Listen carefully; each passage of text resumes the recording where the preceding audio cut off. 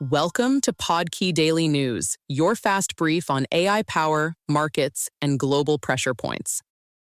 Today's through line is leverage. Governments are trying to shape AI, central banks are shaping capital flows, and conflict zones are showing how quickly infrastructure and civilian protection can break down.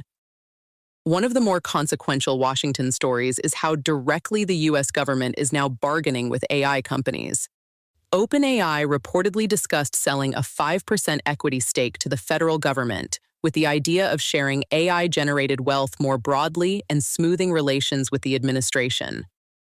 Anthropic also reached an agreement with the administration to restore public access to its Fable model after addressing safety workarounds. Why it matters is the precedent. This looks less like hands-off regulation and more like active executive branch negotiation over access, safety controls, and industrial policy. What to watch is whether equity sharing or access for safeguards deals become an informal template across major U.S. AI firms. The AI build-out is also remaking corporate finance. Global M&A reached nearly $3 trillion in the first half of 2024, up almost 50% from a year earlier, with tech leading as companies chase data centers and AI capability. Deal counts were lower, but average deal size rose, which tells you companies are making fewer, larger strategic bets even with volatility still in the background. You can see the same pressure in South Korea, where memory chip exports jumped more than 70% in June to a record $102 billion, driven by AI demand. The practical takeaway is that AI is no longer a side theme in markets. It is steering capital allocation, infrastructure spending, and cross-border trade. UBS wants a much bigger U.S. footprint, starting with employee testing for everyday checking and savings accounts before rolling out combined retail banking and investment advice to wealthy clients by mid-next year. The strategy is straightforward. UBS wants to become the primary bank for rich American clients, not just the firm managing a slice of their investments. The problem is Switzerland wants UBS to hold more than $20 billion in extra capital against overseas subsidiaries, especially in the US. UBS says that would make expansion prohibitively expensive, and the fight is expected to head to Parliament later this year. That matters well beyond one bank because it gets at a bigger post-Credit Suisse question: how much freedom a global bank should have to grow abroad when the home country is on the hook if things go wrong. In currency markets, the yen has fallen to its weakest level against the dollar in roughly 40 years.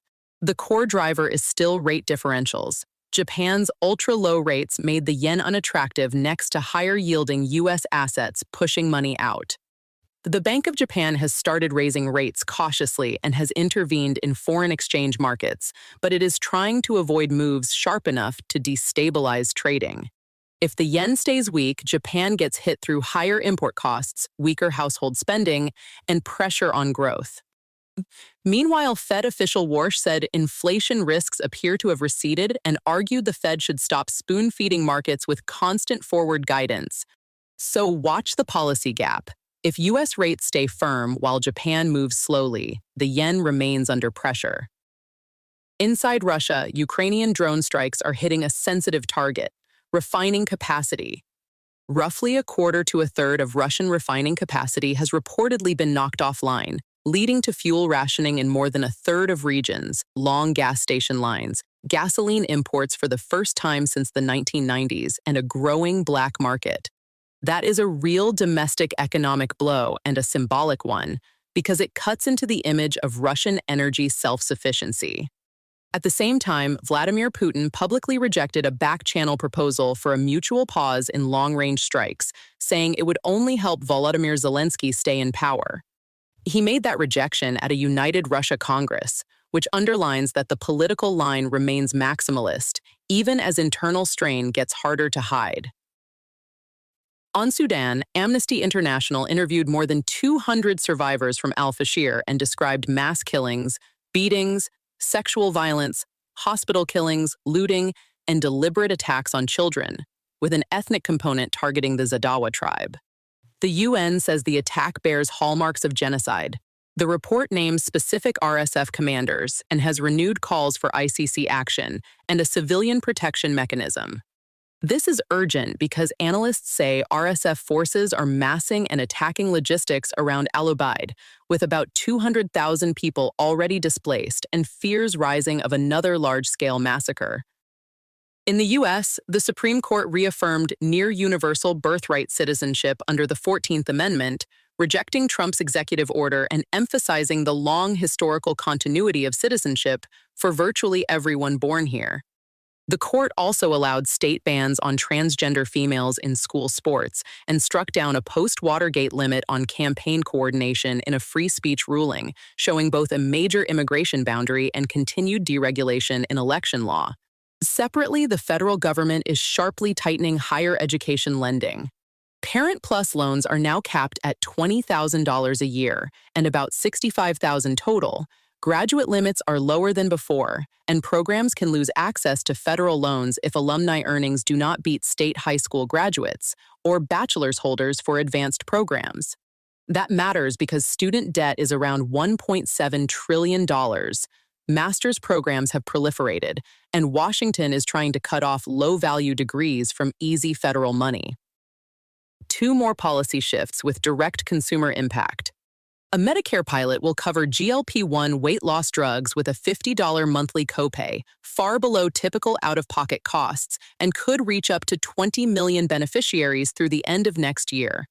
The goal is to test whether broader access for seniors can be sustained financially while measuring clinical outcomes. Congress also created workforce Pell Grants of roughly $2,200 for short trade programs lasting 8 to 15 weeks. That is a smaller benefit than traditional Pell, but it opens federal aid to vocational training while keeping tighter guardrails on program quality. China passed a sweeping ethnic unity law that requires Mandarin instruction for all children regardless of home language and criminalizes parents who fail to teach party-approved ethnic harmony or loyalty to the Communist Party. It also claims jurisdiction over overseas critics of China's ethnic policies. The concern here is twofold: faster cultural assimilation of minorities, including Tibetans, and a more explicit extraterritorial posture toward dissent outside China. A final cluster on heat and disruption. Global ocean surface temperatures hit a monthly record again, according to Copernicus, reinforcing how much heat the oceans are absorbing and why sea levels keep rising through thermal expansion. Scientists warn marine heat waves can change ocean function, amplify El Niño effects, and push climate systems closer to tipping points. At the same time, Europe's new biometric border checks are producing severe airport queues with reports of 5-hour waits, missed flights, technical glitches, and staffing shortages. And 1/3 of World Cup matches are now assessed as carrying high heat and humidity risk, with some U.S. host cities near or above 100 degrees, raising obvious concerns for both players and fans. That's the brief for today. You're caught up on Podkey Daily News. The big things to watch next are whether Washington formalizes its AI bargaining model, whether Russia's domestic fuel strain deepens, and whether these policy changes start shifting money and behavior in the real economy. This episode was generated by Podkey. Create your own at podkey.fm.